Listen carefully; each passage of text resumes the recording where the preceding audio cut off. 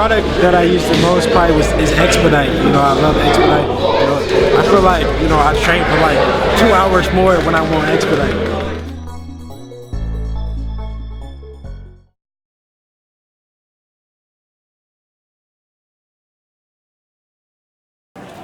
We'll do a little. Let's do a huddle now. Eddie, hey, the vibe of the arena was awesome. Unbelievable. I mean, look. The Latinos show up. Yeah. No, the Dallas guys made some noise. Yeah. I got to say that, like, what a credit to the sport, both of them. I mean, I thought Ramirez was brilliant.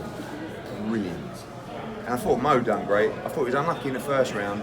Wasn't a knockdown, sort of took him off his. But Ramirez, he boxed aggressively. Then he just boxed off the back foot. I mean, I thought it was just brilliant to watch. The atmosphere was just incredible.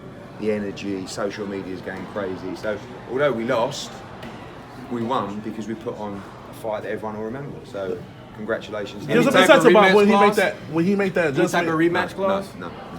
You know, insight to when he made that adjustment, he started feigning in the third round, and that gave Maurice support. He couldn't. That's what set up the knockout. Yeah, I mean, I thought Maurice came back well after the knockdown because I think his head was a bit messed up because he knew it was a 10-8 round. But he probably spent a little bit too much time on the ropes. And he's kicking himself because he feels as though he was comfortable in the fight. And he said, just like that, like it happened so quick. I lost a little bit of concentration for literally a second. I got clipped by a left hook, and then next thing it's all over. But when you're at the top level, that's what great fighters do.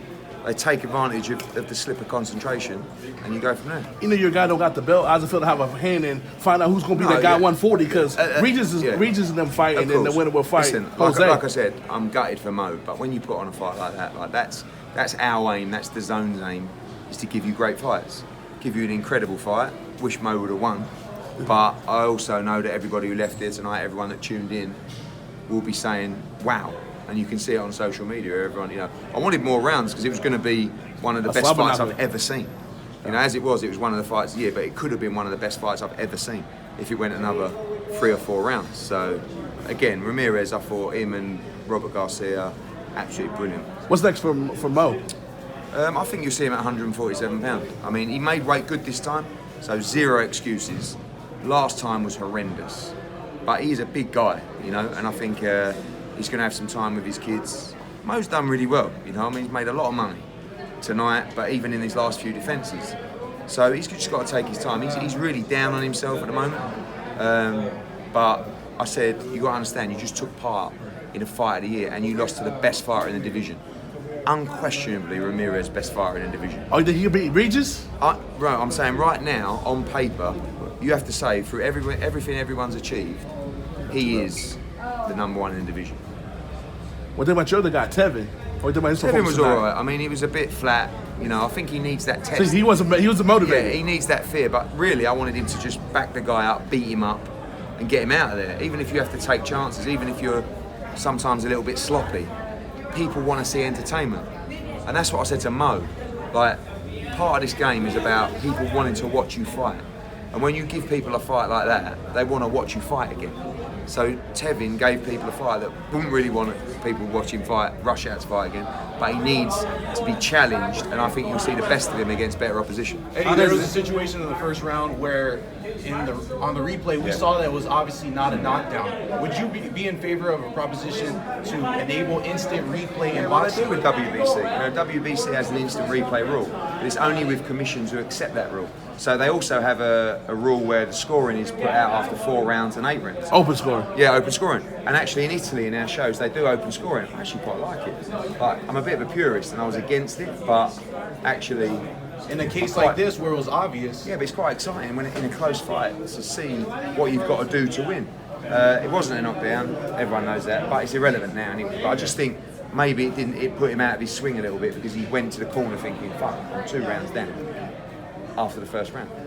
Eddie, it's a smaller scale, but how does the energy you felt out here compare to other cards you've done? Really good. Especially in America. Yeah, really good. I mean, look, I wasn't over the moon with the crowd. I think we had like 5,000, something like that, and I expected to do 7 or 8.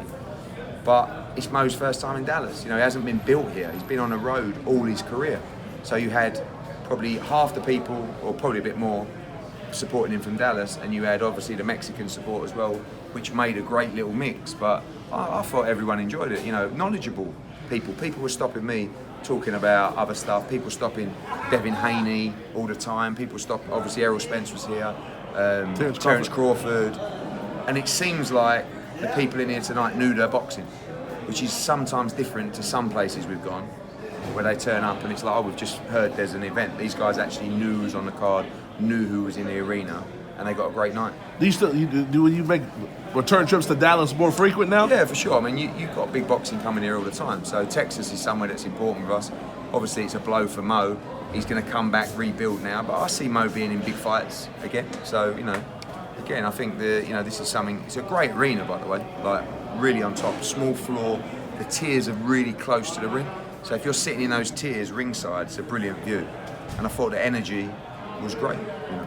And do you think that this is going to open up more big fights, working with Top Rank and the other promoters? Yeah, all the time. I mean, I wouldn't be surprised if we worked with Jose Ramirez again with Top Rank. You know, like obviously he made a lot of money. He's going to want a lot of money next time. So we'll see what happens. But I like working with Bob. I'm gutted we didn't beat him because even like when the fight was stopped, Bob stood up and went, yeah, and sort of elbowed me in the face. But it's competitive and that's what you want. We want to win bad, but we also want great fights. Like as a promoter, always number one is your guy wins, but number two is you want to leave the venue going, fuck, that was great. And we were probably 3 or 4 rounds away from one of the best fights I've ever seen. We got Fight of the Year contender. So was it worth it to spend that $4 million that you had to pay Bob? No, not that much, not much. It was an expensive night, but it was worth it because it was a great fight. Could we see Hooker fighting Saucedo one more time? Yeah, I mean, Saucedo. You went to the Oklahoma. Yeah, it was an fight. amazing fight. I mean, Maurice is always going to be in good fights with guys who come to fight, and Saucedo always comes to fight. So. Obviously, Mikey and Jose have the same trainer. Yeah. But how does Mikey fit into this 140 Do you know, piece? I actually forgot about that, and I said the other day that Mikey Garcia against Jose Ramirez would be an incredible fight. Right. But seeing as Robert trains both of them, probably unlikely. Isn't it true that y'all offered Earl $200 million to come to the zone? Absolutely not. Good story though. Use it. I like it. That's what I'm asking for the source. I'm going to the man with the plan. Yes. The answer is yes. Put it out there. Yeah, no.